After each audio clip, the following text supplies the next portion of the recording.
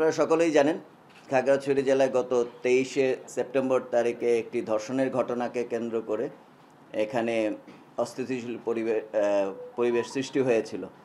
তো আমরা সাথে সাথেই 24শে সেপ্টেম্বর ওই কথিত ধর্ষককে গ্রেফতার করে আমরা পুলিশের কাছে সোপর্দ করি এবং তাকে সাথে সাথে রিমান্ডে নেওয়া হয়।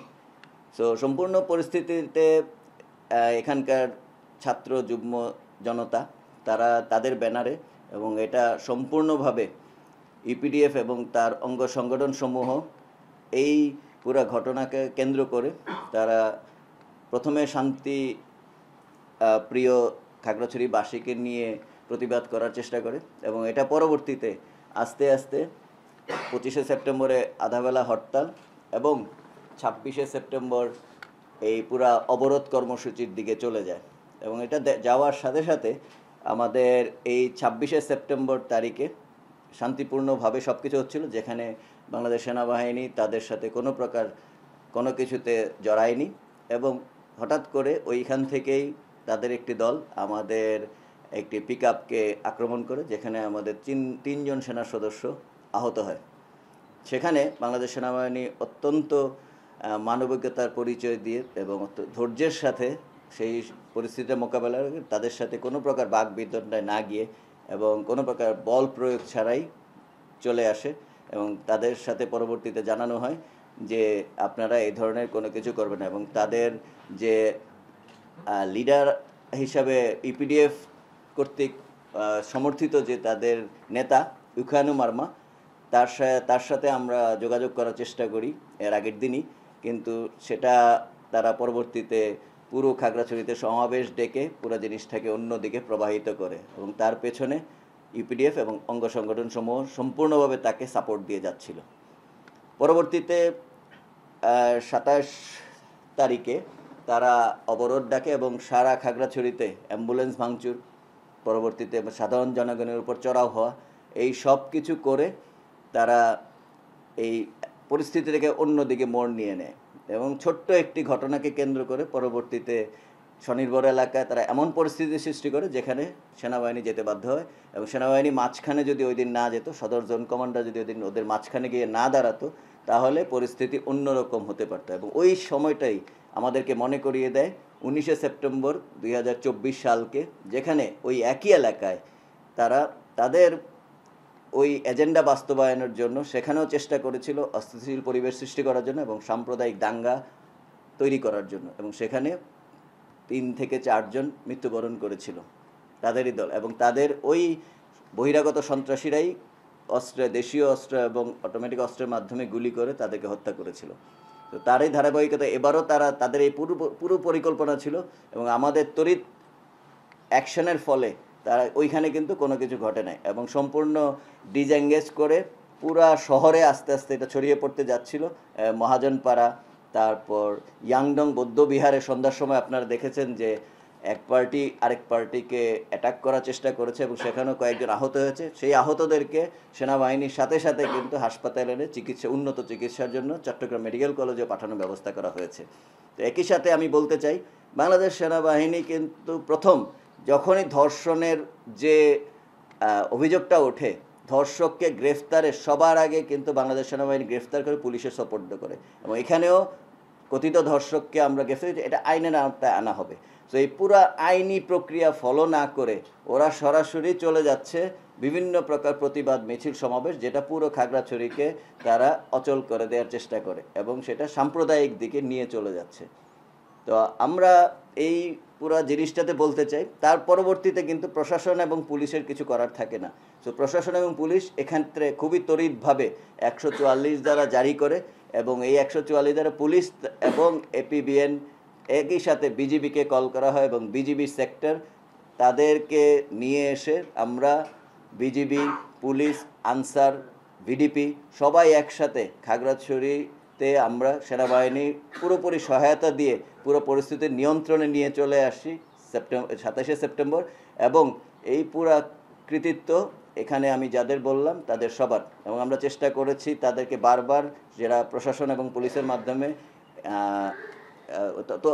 তথ্য দেওয়ার, যে আপনারা এই পুরো জিনিসটাকে সমাধান করেন। এবং এখানে আমি বলতে চাই, আমি সাথে সাথেই এইখানকার যারা মুরব্বী শ্রেণীও আছেন, এইখানে সকল দলমত নির্বিশেষে সন্ধ্যার সময় ডেকে আমি তাদেরকে অনুরোধ করেছি এবং তারা বলেছেন যে তাদের ছাত্র জনতা যারা এই গ্রুপটা আছে তাদেরকে কনভিন্স করার চেষ্টা করবেন এবং তারা ফেরত গিয়ে অনেক চেষ্টা করেছেন। কিন্তু দেখা গেছে ইপিডিএফ এবং এই অঙ্গ সংগঠন তারা খাগড়াছড়িতে পরবর্তী 28 তারিখে সফল হতে না পেরে তারা চলে গেল গুইমারাতে এবং সেখানে গিয়ে একইভাবে এই পরিস্থিতির উদ্ভব করলো এবং সেখানে অলরেডি ওই দিনই দেখা গেল যে 3 জন মারা গেল এবং আরও অনেক আহত হলো।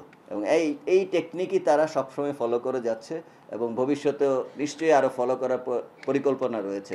এবং এতে বহিঃশক্তির অথবা এখানকারই একটা মহল তাদেরকে পেছন থেকে সাহায্য করছে এবং সর্বোপরি ইপিডিএফ সবাইকে বোঝানোর চেষ্টা করছে যে একমাত্র তারাই এখানে সকল কিছু কন্ট্রোল করবে। তো আমরা এই ইপিডিএফ এবং তার অঙ্গ সংগঠন সমূহকে আহ্বান জানাই সবসময় যে পরিস্থিতি শান্ত রাখুন এবং বাংলাদেশ সেনাবাহিনী সবসময় এই অঞ্চলকে স্থিতিশীল রাখার জন্য চেষ্টা করে যাচ্ছে এবং দিন শেষে মহিলা এবং কোমলমতি ছাত্রছাত্রী শিশুদেরকে সামনে ঠেলে দেয়া এটা কোনো কিছুই ভালো বার্তা বহন করে না।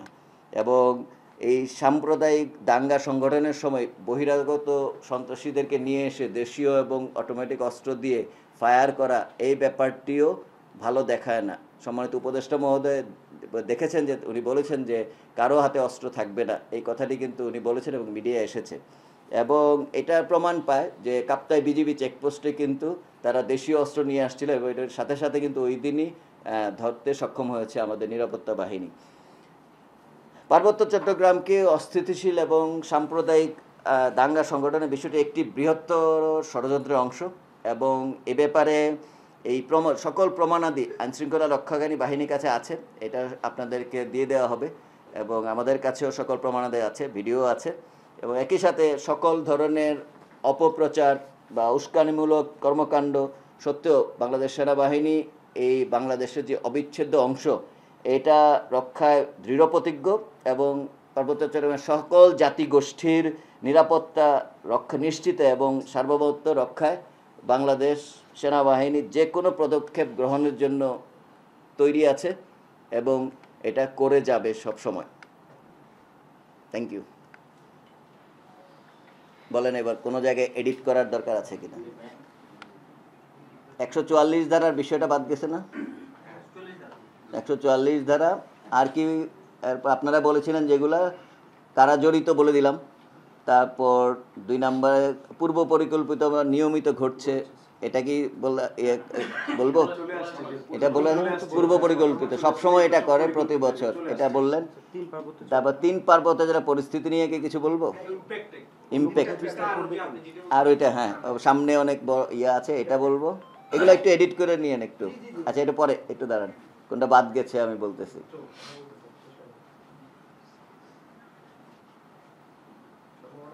একশো 144 ধারা কথাটা আসতে হবে।